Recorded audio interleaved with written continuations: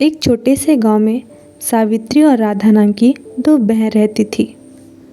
बचपन से ही दोनों में बहुत प्यार था, पर लड़ाइयाँ उससे ज़्यादा होती थी। पर किस्मत का खेल देखिए, दोनों की शादी एक ही घर में हो गई। सावित्री उस घर की बड़ी बहू बन गई और राधा छोटी बहू।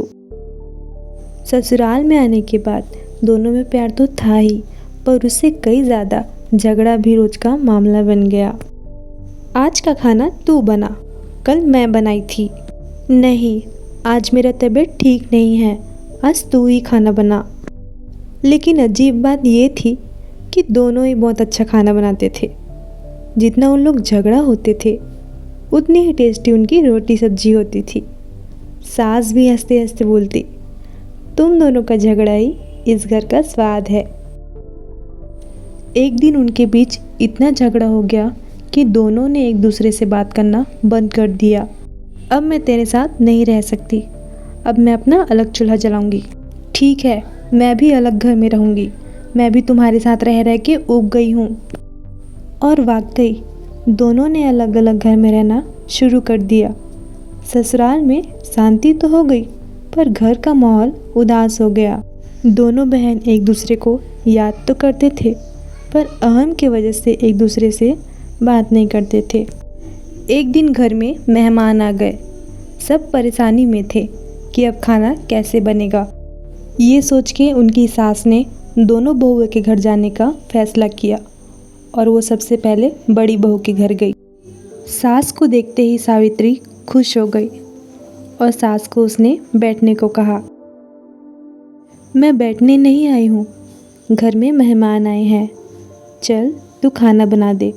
माँ, अब खाना बनाने के लिए छोटी को क्यों नहीं बोलते, वो अच्छा खाना बनाती है। ये सुन के उनकी सास छोटी बहू के पास गई और कहा, बहू तू खाना बना दे, घर में मेहमान आए हैं। बड़ी ने तो मना कर दिया, अब तू ही खाना बना दे। राधा ने तुरंत हाँ कह दिया, ये सोचते हुए कि दीदी मेहमानों का सेवा भी नहीं कर सकती, चलो मैं ही खाना बना देती हूँ। और राधा जाके तुरंत खाना बनाने लग गई। दोनों बहनों ने मिलके मेहमानों को खाना खिलाया। सभी मेहमानों ने मिलके खाना का तारीफ़ किया, बोला खाना बहुत अच्छा बना है, और खाना खा के वहाँ से चले गए।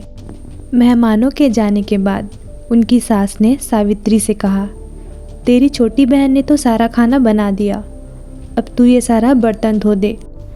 सावित्री ने बर्तन धोने के लिए हाँ कह दिया और सारा बर्तन समेटकर धोने चली गई। सावित्री बर्तन धोने के लिए जा ही रही थी, अचानक से रास्ते में फिसल के गिर गई। राधा ये देखकर दौड़ के आई और अपनी बहन को उठाया और कहा, अरे तुम कैसे गिर गई, कहीं चोट तो नहीं लगा है ना? चलो मैं तुम्हें अंदर ले जाती हूँ, तुम आराम करो, सारा काम मैं कर देती हूँ। और राधा सारा बर्तन धोने के लिए चली गई।